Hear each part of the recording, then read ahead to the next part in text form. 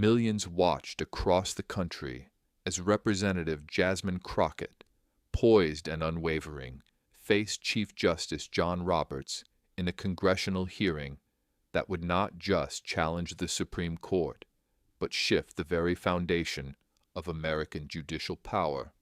This was not a regular moment in politics. This was a defining moment. The hearing room was filled with the quiet hum of anticipation. On one side sat Chief Justice Roberts, the embodiment of the highest judicial authority in the land. His face, usually calm and unflinching, showed no emotion as he prepared to hear the questions from Congress. But he had underestimated Jasmine. She was not like the usual politicians who tiptoed around powerful figures. Jasmine Crockett had spent her entire life breaking barriers. Now she was about to shatter an institution's unspoken power. Jasmine sat in her seat with an aura of determination, her black blazer sharply pressed and her eyes laser-focused on Roberts.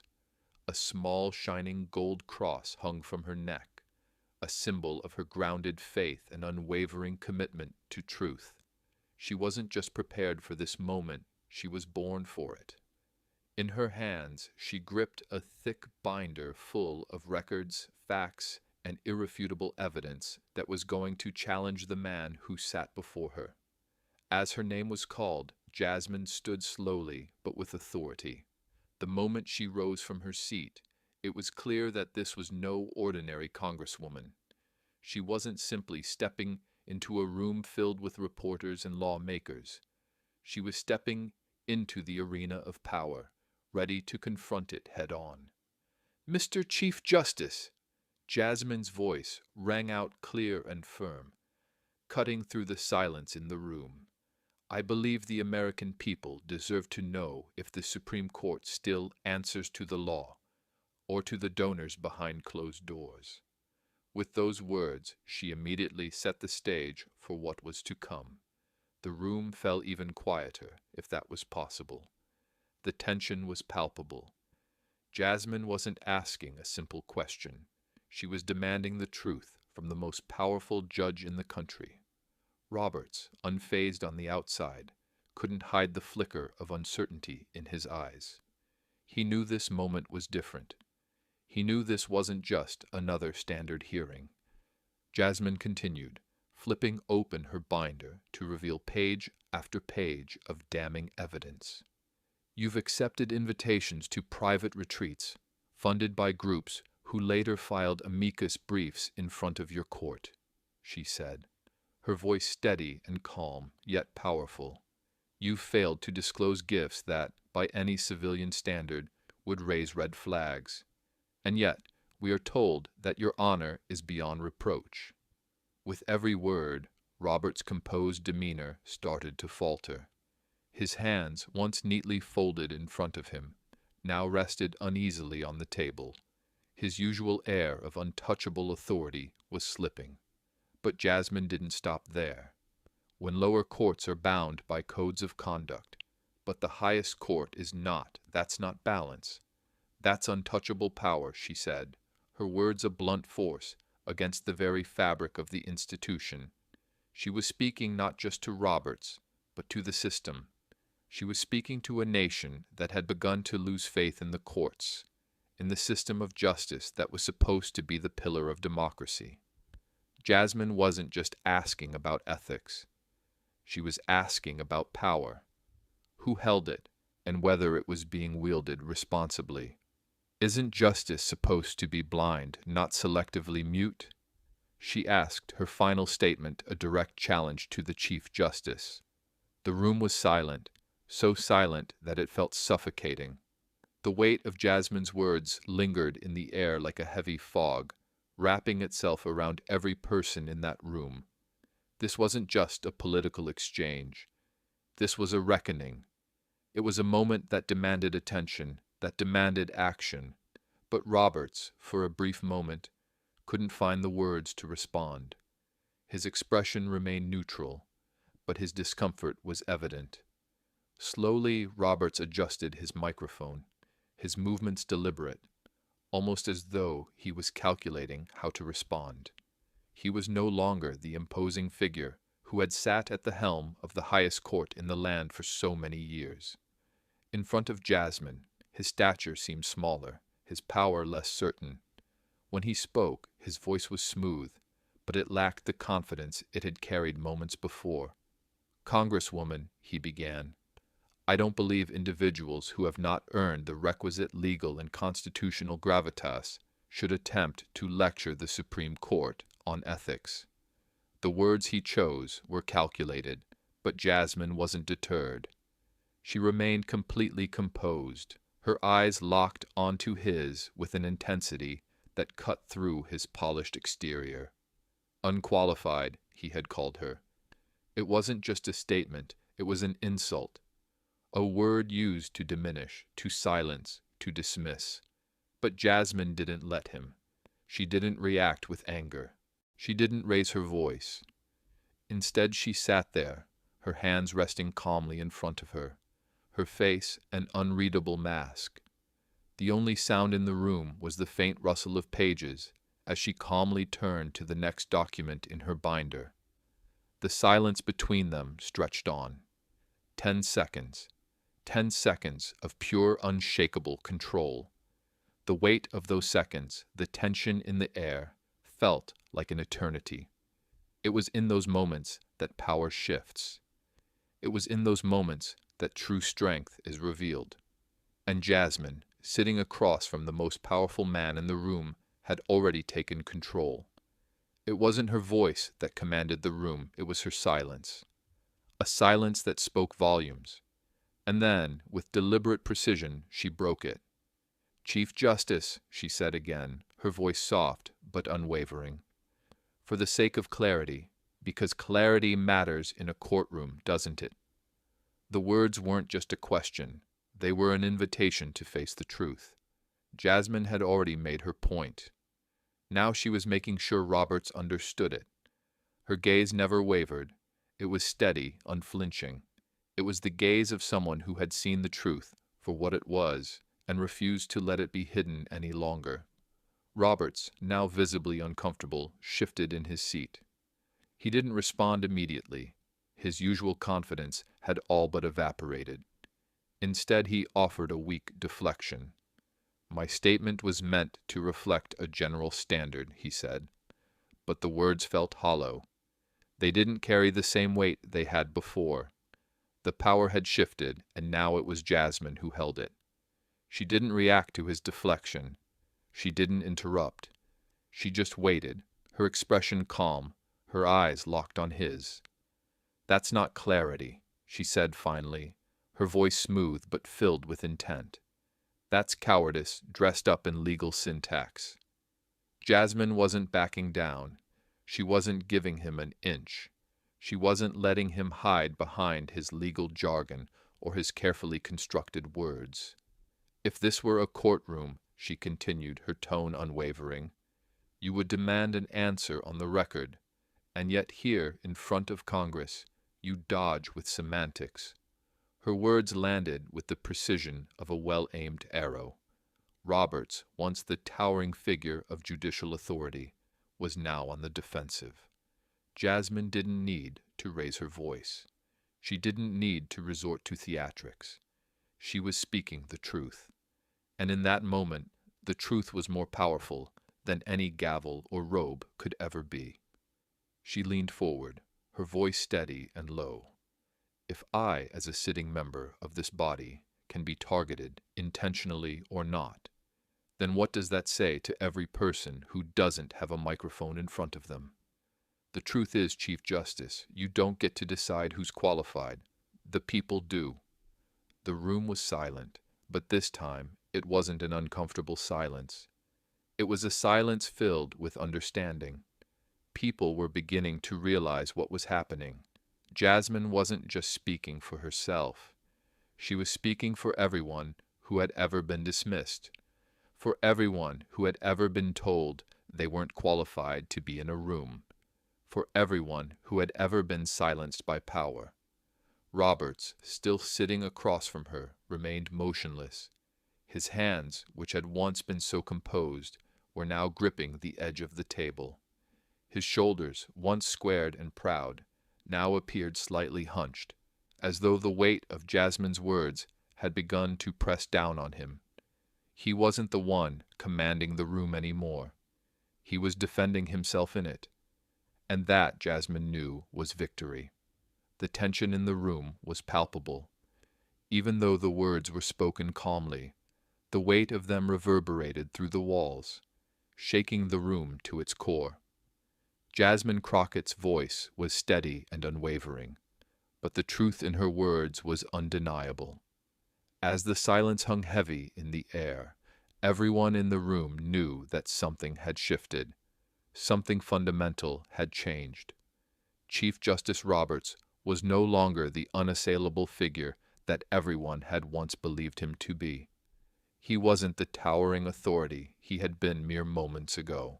No, now he was just another man in the room, trying to hold on to his position, but failing. And Jasmine Crockett, she was the one in control. She wasn't screaming. She wasn't flailing about trying to make her point.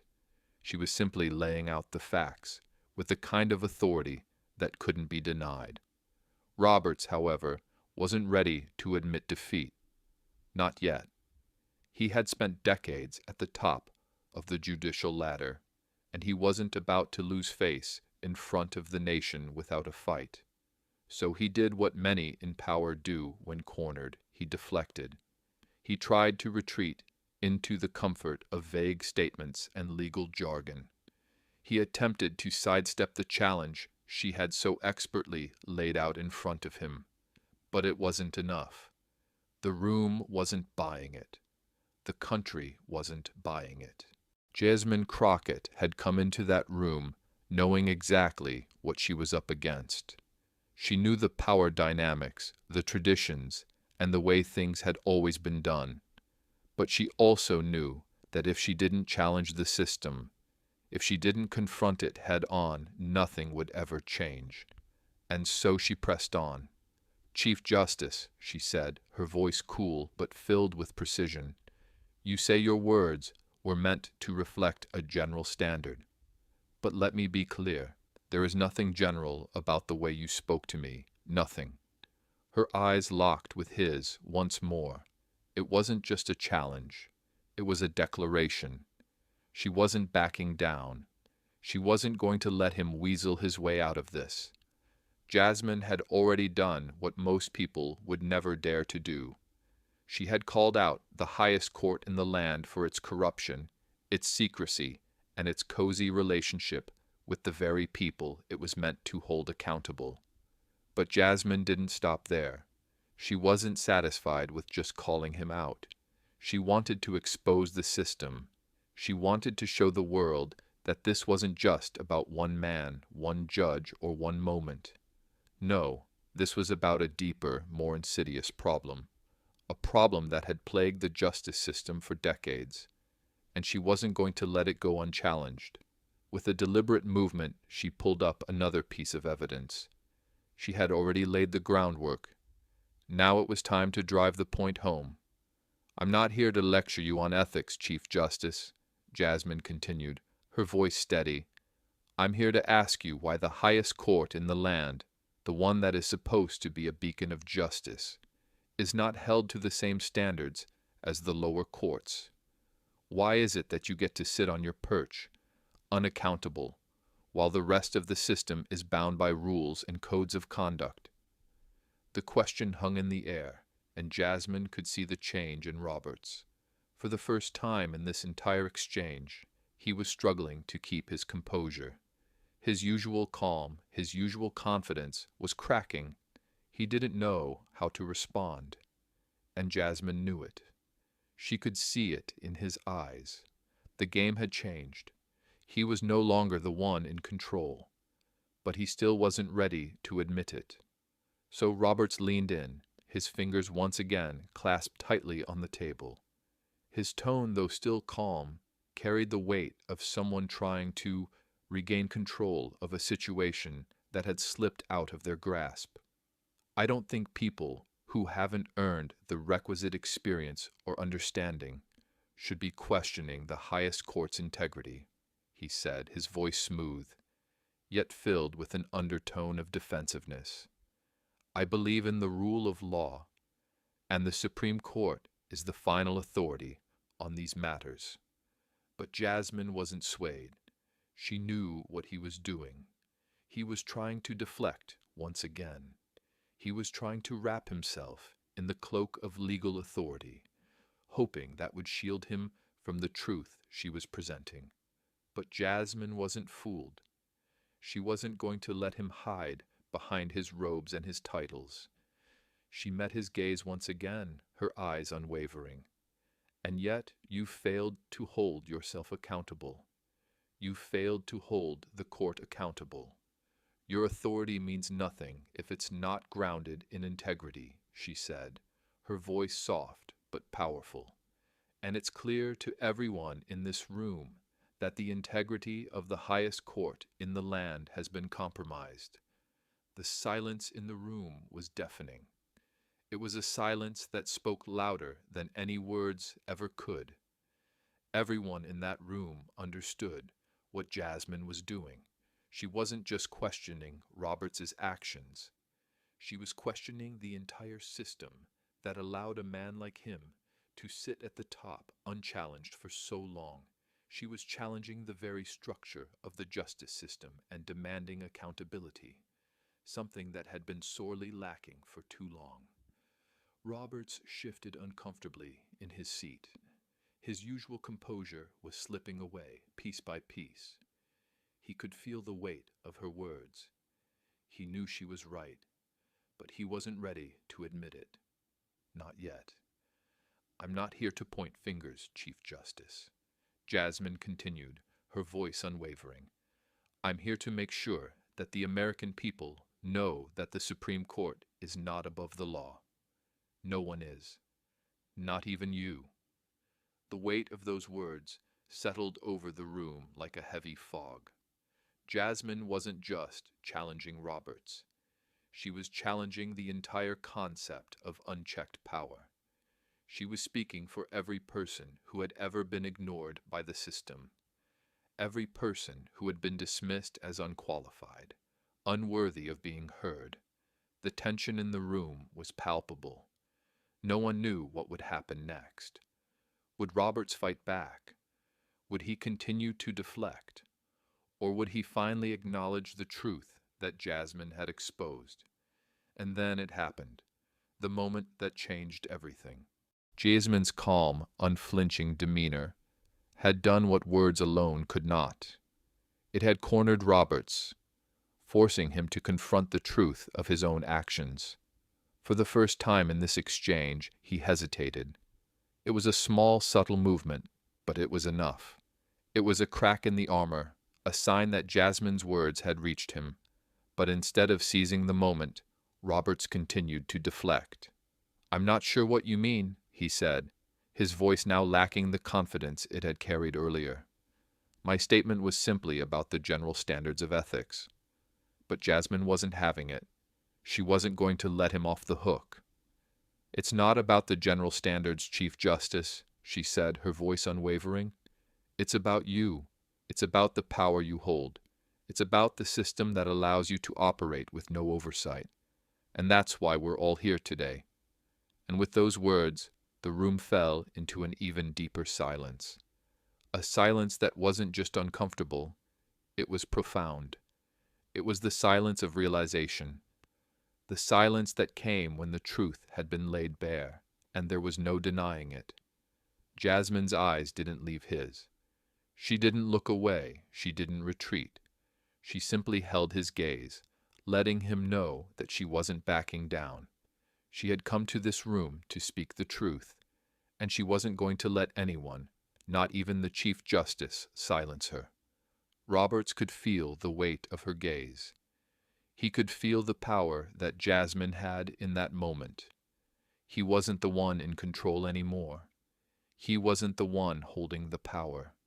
Jasmine had taken it from him, and there was nothing he could do to get it back. The room was still. the silence had shifted. It wasn't just awkward anymore. It was meaningful. It was the kind of silence that only comes after a moment of reckoning. And in that moment, Roberts had been exposed. He had been caught in his own words, and there was no escape. Jasmine wasn't finished yet. She wasn't satisfied with just exposing Roberts. She wasn't done until she had made sure that everyone in that room and the entire nation understood the truth she had uncovered. She reached for her tablet, bringing up a series of documents and records. "Let's not talk in circles," she said, her voice calm but forceful. "Let's talk about the facts." The room leaned in. Everyone knew this was the moment. This was the point where the truth would be undeniable. Jasmine, with her usual calm, began scrolling through the records, revealing the connections between Roberts and the organizations that had benefited from his rulings. The names and dates scrolled past, each one a thread in a web that connected Roberts to powerful donors, organizations with billions at stake in Supreme Court decisions. Jasmine didn't need to raise her voice.